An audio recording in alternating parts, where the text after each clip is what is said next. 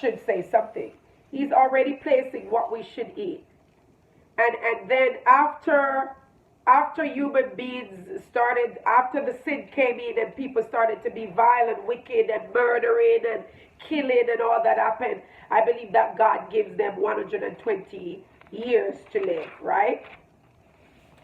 And after that 120 years, we see that Psalms talk about it has been decreased to 70 or 80, right? And anything above that would be a blessing, right? But that's in David's time when people were killing and murdering and wars and plagues upon plagues coming in. And if one thing didn't take you out, something else would. If it wasn't food or viruses or illnesses or plagues or black rats or syphilis or AIDS. Come on, because we have had some things coming up, right? It's not just corona that has taken the lives of many people. We have had quite a few plagues that have wiped out many people, many lives, right? So we have had those. We have had the flood. The flood, it wasn't a virus, but it was a judgment, and it had wiped out a lot of people. And wiped out a lot of people. In fact, all people. The Black Death, right? We talk about wars. Wars have taken the lives of many people.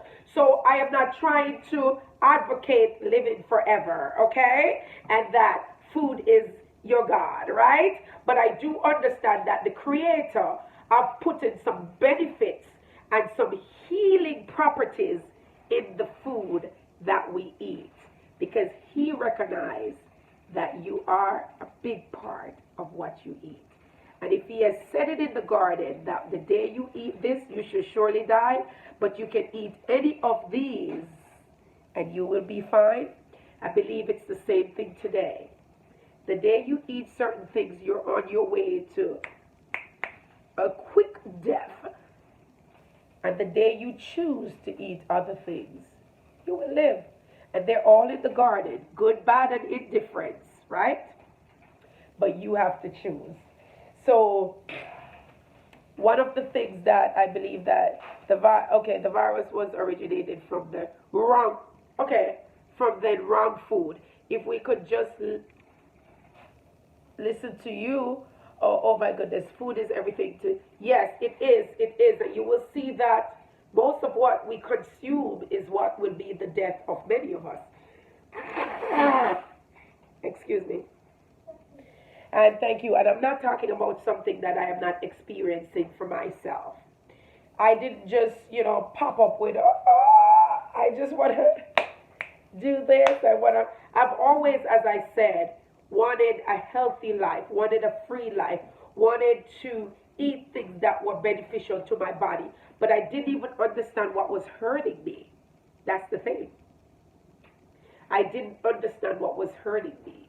I think that, if it's that, it should be good. Some things are taught again.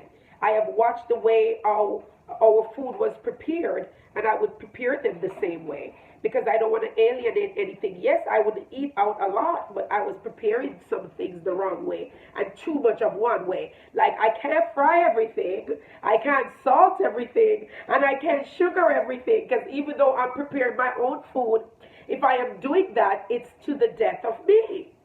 And I must understand that my plate can't be full of all brownish, whitish, grayish food. But I must eat the rainbows.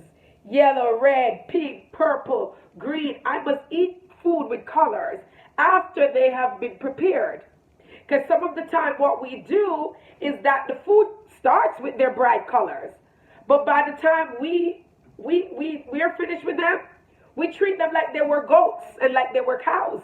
You don't need to cook your vegetables like they are goats and cows.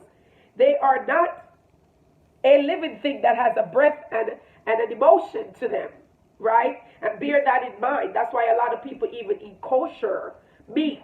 Because if that animal can feel and has stress and have all those other kind of things going on in them, when you eat that food, you're taking on that stress. You know, they say some part of the meat is tough because you overwork that cattle. That cattle was being abused or whatever. that kind of a stress that is in that meat, it will not be tender when you're cooking it because the muscles will be hard from the overworked. If the muscles can be hard from livestock because of their environment, their treatment, and what they are being fed, then you tell me why you think that when you consume that, it's not going to affect you. So a lot of people go kosher way where there's a proper way to slaughter things. Some people consider that. I have always thought about that, even before I went vegan, like the fear that are, like the fear that get trapped in these animals at the stage of being slaughtered and stuff like that. And that's just a little bit on that, right? But bear in mind, you won't have these same things happening from peppers and plantains and yams, and because they don't have an emotion. You can't hurt a yam. You can't pull a baby yam away from its mother and that affects it. You know what I mean? You're talking about cows now, and that sort of stuff, and goats. And when you take away their kids, and they miss their kids and stuff like that, and they get emotional or whatever. We're talking about that in that terms. So that's why it's good again to feed your body with life stuff, green stuff, healthy stuff, the rainbow of colors in stuff, and not so much things that are slaughtered and killed. Because then you're taking on more than just the protein that you would like to have, or the iron, or the whatever, but you're taking on that emotional and spiritual part of that animal as well, right? And we do understand that they play that role. They play a spiritual role. That's why most of the time they're used in ancient days for sacrifice, because animals play a more spiritual role as human beings can play, right? But we don't go around eating our own babies, do we? Right? Somebody raises another question to me that we are the only species that drink other species' milk. I thought, what in the world? But think about it, and I was watching something the other day where the baby cows don't get their mother's milk to drink. Not in a dairy form, at least. But in the dairy form, I saw something that was showing that when the cows have their milk ready, like how your milk would be ready when you give birth, they would pull the baby cows away and use those milk for what we get to drink. And I was like, I looked at milk differently, and I was like, I don't want to drink what a baby cow is deprived of, and that's their milk, and stuff like that. But and that's just extra information I'm throwing out. Again, to each his own. To each his own. To each his own. I want to balance that out in saying, I believe it was in the book of, my goodness, Paul was talking about where God said, nothing that I have given to you is unclean, and don't spend too much time on what goes inside of the body, because what goes inside of the body cannot defile a man, but is what comes out. So do not go around and make your health your God. Do not go around and make food your God, because that's when we start to major in the minor and minor in the major. Herbs are not God. God created these things for our benefit, right? For our benefit, for our healing, for the healing for the nation, right? The healing is the children's bread. These are the things in the garden. What is the garden? Earth. You and I are living in this garden to say that, listen, you have healing properties in food. Just as though there are food that can make you ill, there are food that can make you well. You are from the earth. These things are from the earth. Come on and create a relationship with the earth, right? You are going to go back to the earth, right? This body. So it is not strange or unusual for you to respect and have a relationship with the earth. That the earth produced you and the earth produced the food you eat. Mother Earth, yes, yes, yes. But God is the creator of all, and he is over all, right? And he has the rights, reserved the rights to be glorified. I am not coming off to say, make food your God and just, yes. No, I understand the power in the universe. I understand that there are many things that were created, right?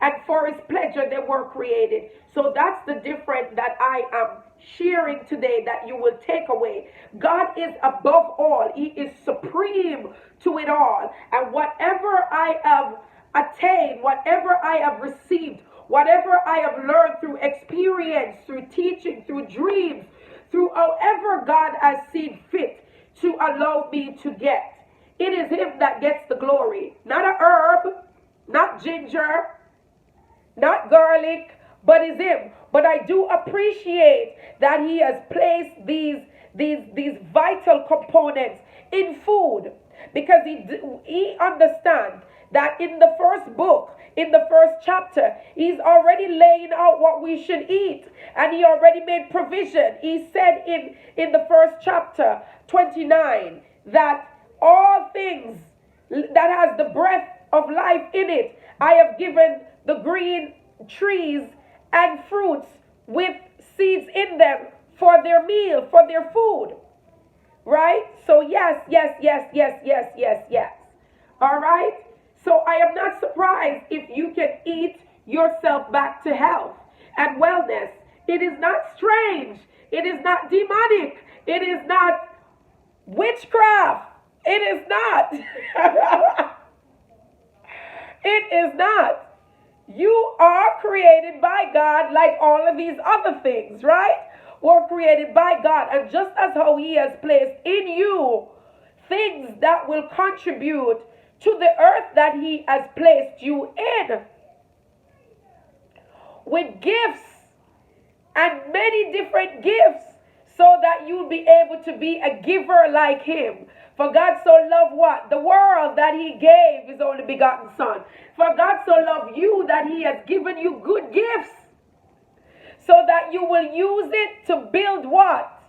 Each other, which is what? The church. We saw that it was established through family. Not necessarily to build religion, because that's not what I'm doing over here. But we're building the church by building one another. We're being like God. We are loving. We are being known by the way we love one another, the way we take care of what God has given to us, and the way we are wise in applying wisdom. Glory be to God, and not majoring and getting overly spiritual or too physical. We are a triune being, just like how the Father is a triune God. Father, Son, and Holy Spirit. We are body, soul, and mind, or body, soul, and spirit. And when we do not have everything in harmony, working together as one, then we recognize that there is a disunity and a disharmony happening. And where there is disunity or disharmony, there is confusion. And where we have confusion, we have all different types of spirit showing up, trying to take advantage, right? Because it's quite aware that you don't understand. So in all you're getting, get understanding. Understand that you can live your true life, your best life, your healthiest life through what you are eating as a big part of it. You can be overly spiritual, speaking in all types of tongues, understanding all mysteries. Yes, give your body to be burned, and you die a death of ignorance because you didn't understand that the thing that you eat, the day you eat it, you shall surely die. As spiritual as you are.